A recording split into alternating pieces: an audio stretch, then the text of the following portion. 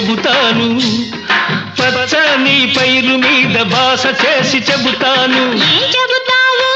ఇది పల్లె కాదు చల్లని రే పల్లెని, ఇది పల్లె కాదు చల్లని రే పల్లెని.